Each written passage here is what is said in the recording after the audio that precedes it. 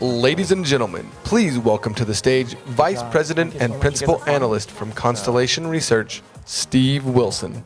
I know you gotta run, but please, we're gonna sign you up for the, we're signing out on the community, and you can catch up with everybody as well. So we'll like all that first. Like I said yesterday, privacy is the sort of thing that we don't even know how to talk about, and we're going to have some people who are going to try and crack that problem today in half an hour. To begin with, I just want to acknowledge that we lost some gender diversity, unfortunately. Dr. Alyssa J couldn't make it today, duty called, but there's certainly no shortage of diversity amongst three unlikely lads that are going to join us today. So come on out, guys. We've got David Bray, who is a visiting associate at Oxford University in cybersecurity. We've got Brian Katz, who leads mobility at VMware. And we've got David Levine, who's a lawyer in DC with the Groom Law Group. And they're going to help us unpack the vexed issue of privacy today. So thanks for joining us, folks. Let's just start with the standard introductions, please. The scene setters, David. All right. So I am here in my non-work capacity as an Eisenhower Fellow, also with the University of Oxford doing cybersecurity. And I had the opportunity back in February to spend 5 weeks in Taiwan and Australia meeting with their ministers of communication, justice, and defense, as well as their industry CIOs, talking about how they're getting ready for the Internet of Everything, to include what they're doing to get ready for how it's going to impact cybersecurity, how it's going to impact privacy. And one of the things that came out when I was in Australia was the observation that a lot of the US platforms, those that are cloud platforms for social media, but other cloud platforms as well, store your privacy settings on the same platform that actually stores your data. So we actually commingle that, and it's usually binary, 0 or 1.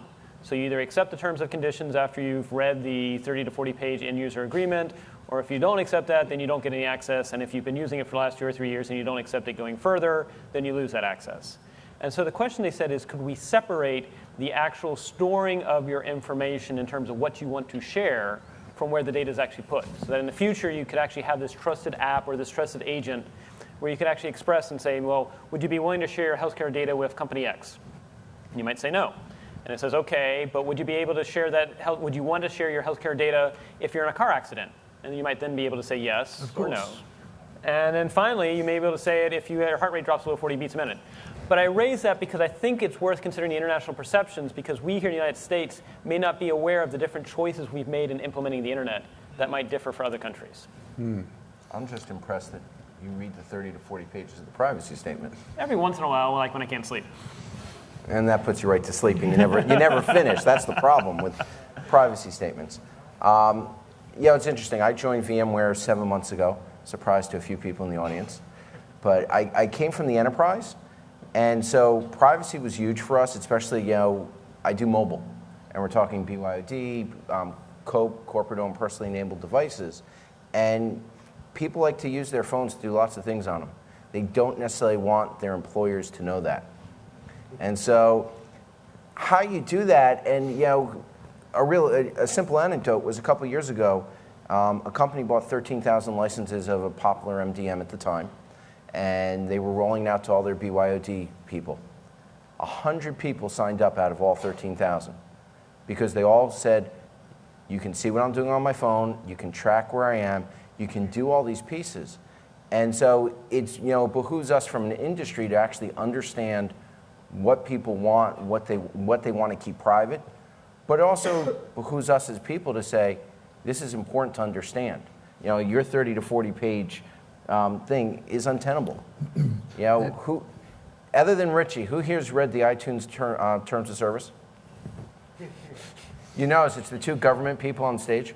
I'm not a government person. Well, I'm sorry, the lawyer, the government. Just generalizations as always. So look, we're going to come back to that issue of digital literacy, and the vexed question is, what do people really know about what's going on, right? So, but it's very interesting because what we've done is we've actually developed an app that tells people what your company's looking at if you use us, and it's not just us. Other people are starting to follow that, so you can actually make sure that what you're being told you can trust them, and it gives you that element of trust, which is, I think, part of privacy. And for me, we already make the joke about me being a lawyer, so I actually do write privacy-related items sometimes. First, I'm sorry. That's where I begin. Second, a lot of what I do is actually in the retirement and health area. We talked about health earlier today, but when we talk about retirement and health, you have $21 trillion in retirement accounts at this point. And there is more and more concern. It is actually hitting a flashpoint as it relates to that community, for instance, where employees are really starting to get worried. Everybody's worried about wellness, and we all talk about people being our most important resource, yet we're here talking about technology. But really, there is a real concern more and more about, well, getting employees to leave. I know that sounds weird. And making sure they're ready and having their data shared to actually enable them. Wellness, that's the simple word. And a lot of this data is leaking out at this point, and there's some very strict controls. And my brethren who are, I guess, the least popular of my lawyer friends, the class action lawyers, are waiting in the wings to come slapping at not only the providers of the infrastructure, like all of you here, but the employers, as well as all the I'll call it all the middleware people who are getting everything built between and trying to see that as a next big deep pocket. So to me, that's a big deal as we go forward. Yeah, agree.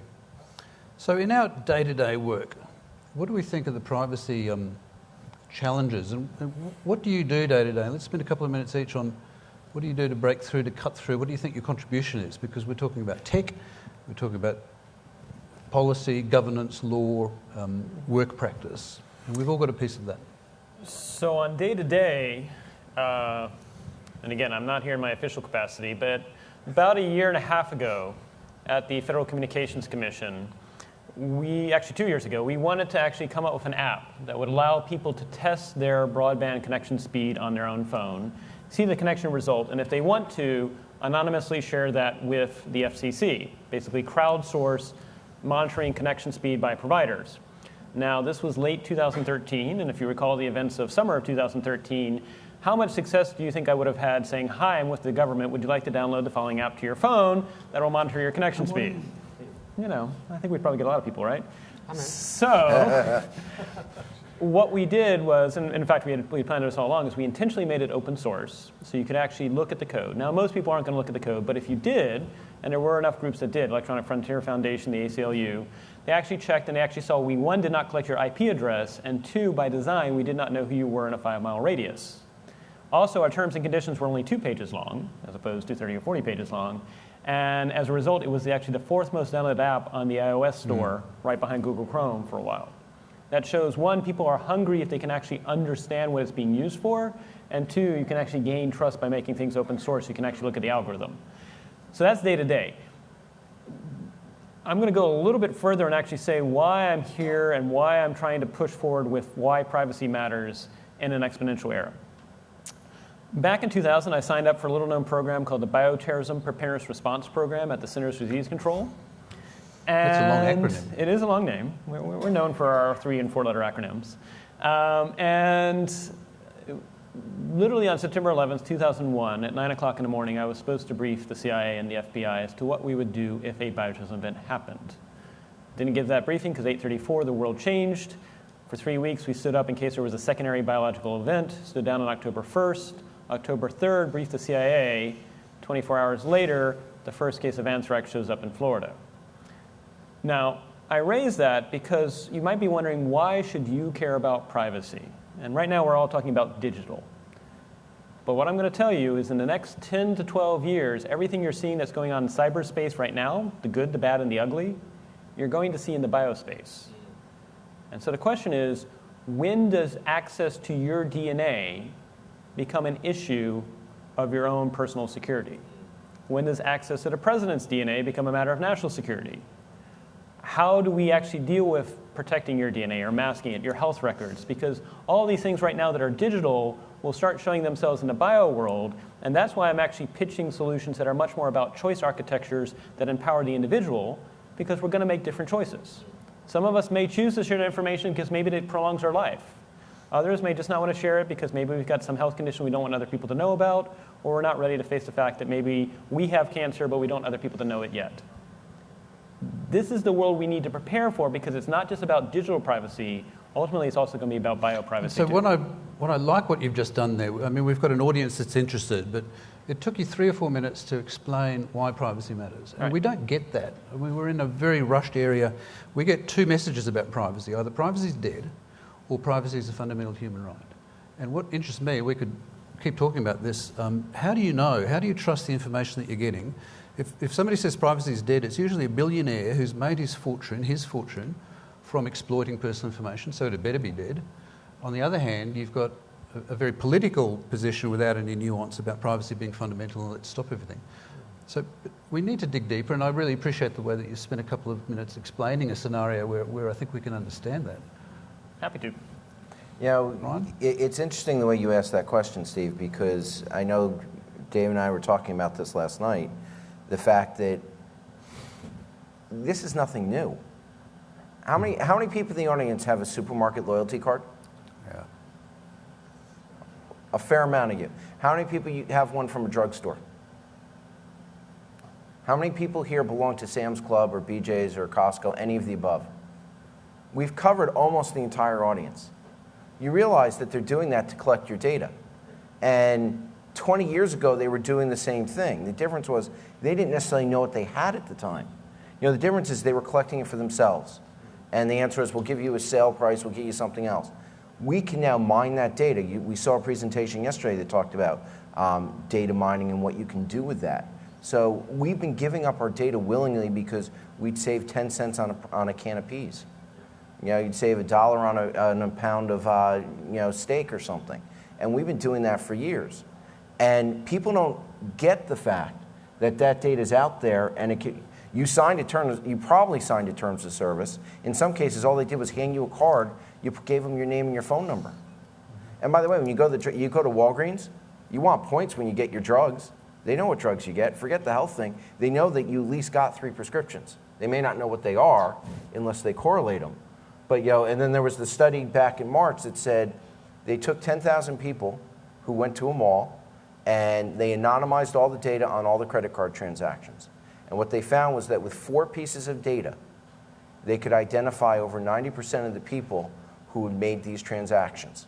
Even though they'd removed the name, they'd removed the charge card number, the account number, all that, they were still able to identify the people by looking on social media, looking at other things that they put up there, and just, you can do that. So I think so you've got a situation where information has always been valuable. I mean, this is the stuff of movies, right? Knowledge is power. You're saying that there's always been a bargain, there's been services for information, there's been that bargain going on. Now what we've got is the big data effect of velocity and volume and whatever the other V's are. We can mine that data so quickly, right. And we can correlate that data between others that we can actually now, what was the movie a couple of years ago with Will Smith? The one where you Men saw... in Black. No, the one where they were chasing him. I can't remember. Thank you. Enemy of the State, where you could see him go through his data and figure out what he was going to do and where he was going. And that happens to us every day. But I find it interesting because you used a movie example that was about the state, and all the things you just mentioned are actually corporations. Yeah. Well, would a movie enemy of the company would not like so. But let's bring all this together in a couple things. First, let's tie your 2 stories together in a couple pieces. We've all probably heard the story about the Target and the father. People Yes. heard this story? I'm sure you're familiar with it. Where the father, they started getting mailings for maternity and baby stuff. And of course, we all know it's because they data mined it. And the father goes to the store manager, screams store manager, then finds out later his young daughter's pregnant. And they've data mined it and sorted it out.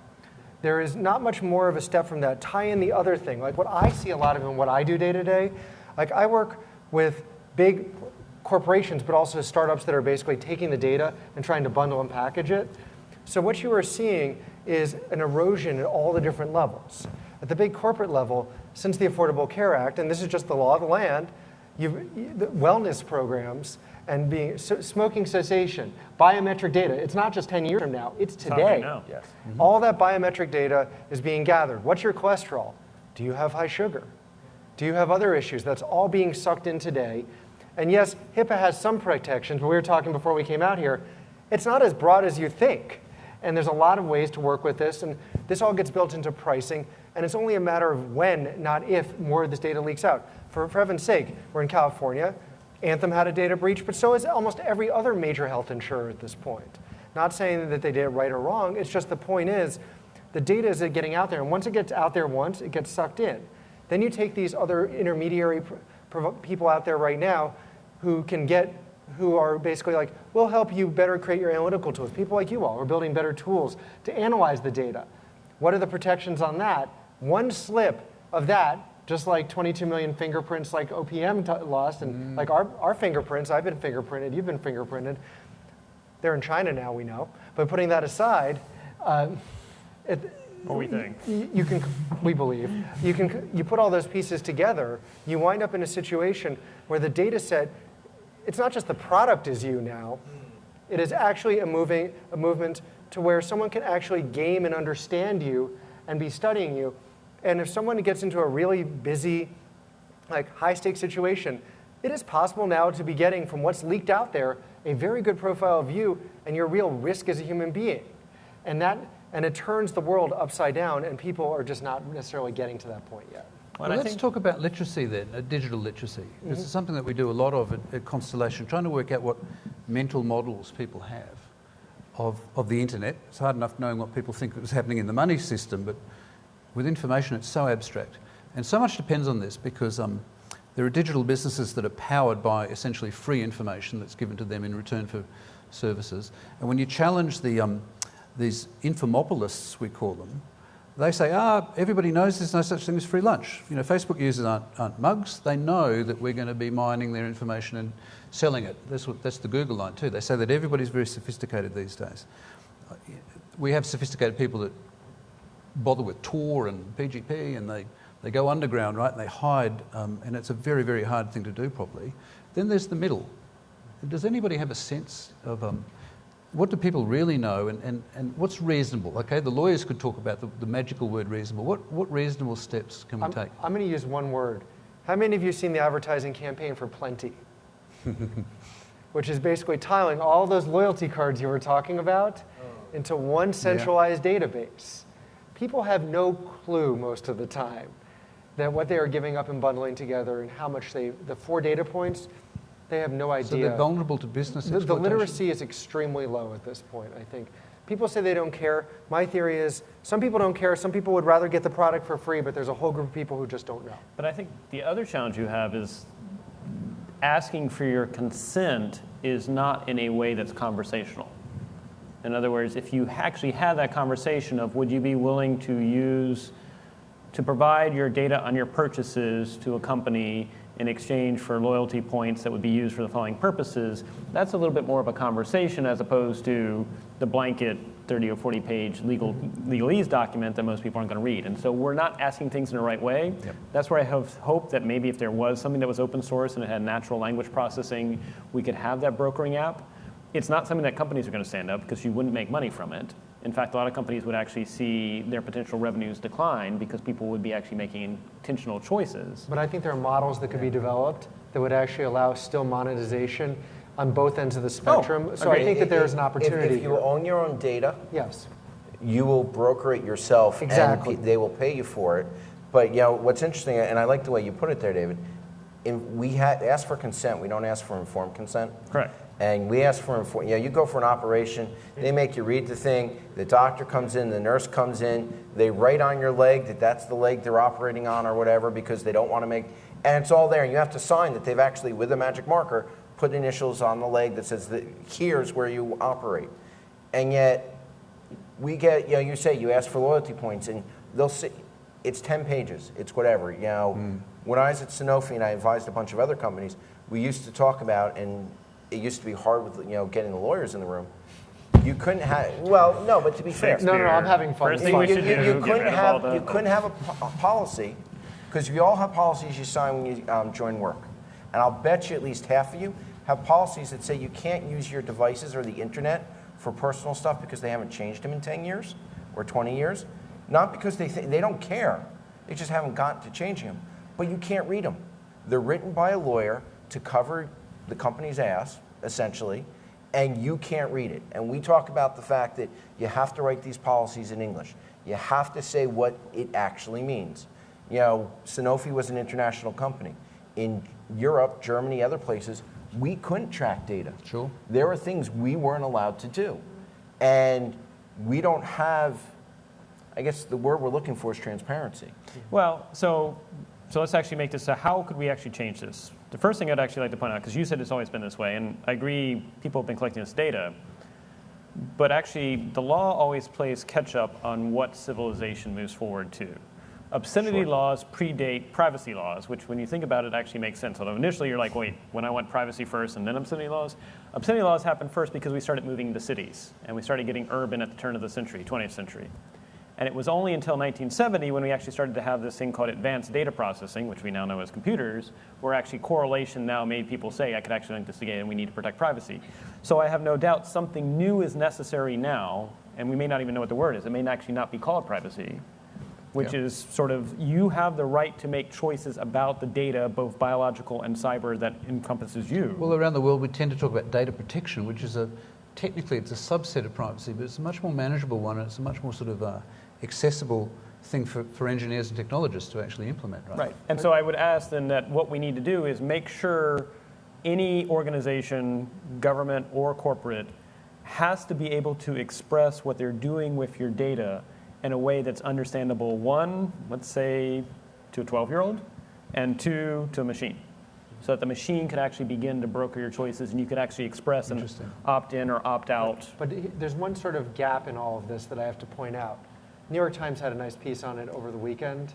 The rise of arbitration and class action bars and contracts of adhesion. Sorry, I'm turning into the lawyer here, but the key point is that the American society, what you're talking about in an idealistic world, makes a lot of sense to me. But from an American society standpoint, our society actually continues to march to the left of that rather than the right, to say, if you want to go on the internet, you are going to have to agree to the EULA, the terms of service, and there is no way you can even get on the internet today unless you've agreed to those terms. Yeah, but is that only because we're letting it happen? So I guess the question is, you're is, never going to get Congress or someone to enforce it, and what's the incentive for business to do it? Brian? Well, I see where you're both coming from, because I agree. I don't think you're going to get Congress to do it unless you can get somebody to actually read it and a lawyer up there who can say, here's what we're actually agreeing to, and here's where you're all screwed. Yeah. So we've got, we're not going to do the favourite movies or whatever as we wrap up here, but I want to help people go away maybe with 1 minute each on what would you have people do, or what advice can you give? My advice to people is that the most important thing in a privacy policy is to tell people what you're not going to do with the data as opposed to what you do. I think privacy is about restraint, and it's about showing people in good faith there's some things that we're not going to do. So you can make your privacy policy really skinny on that basis.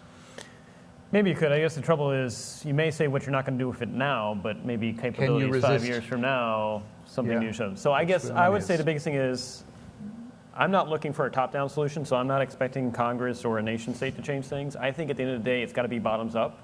And so whether we organize a Kickstarter campaign or whether we bring people together that are interested in actually trying to create something that allows you to have that conversation as if you would with a 12-year-old. Do you want to share your healthcare data? No. Would you share it if your heart rate drops below 40 beats a minute? Whatever that is.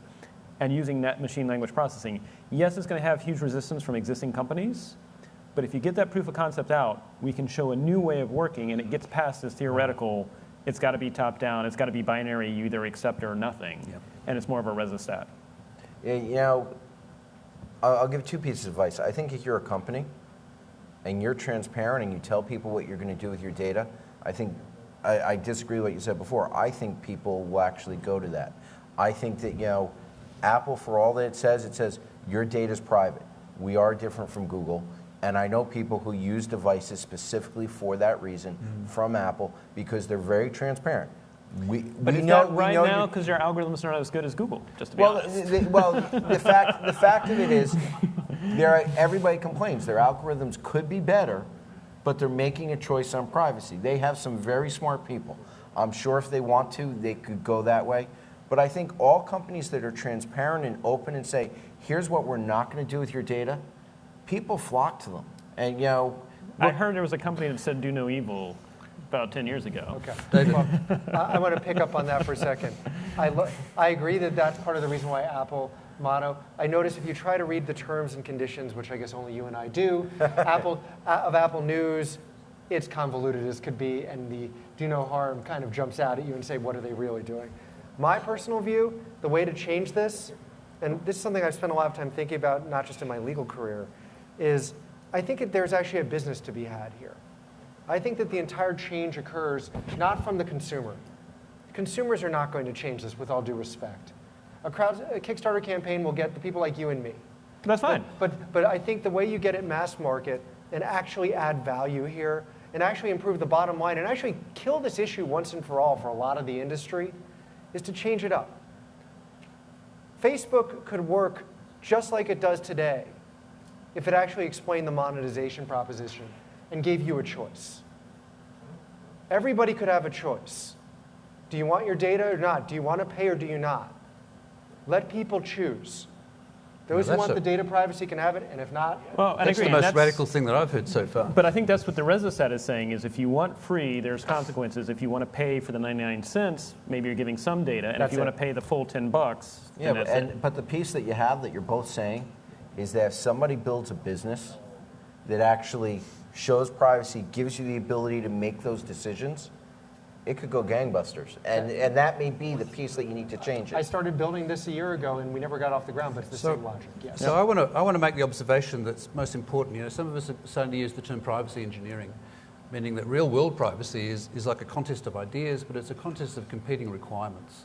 And just like anything, like, you know, you can't build a perfect data center without having a look at cost and performance and energy and computing all in balance, and privacy is the same, right? And Exactly. these guys, I think, have really helped us today understand that there's a number of facets, and there's some optimism.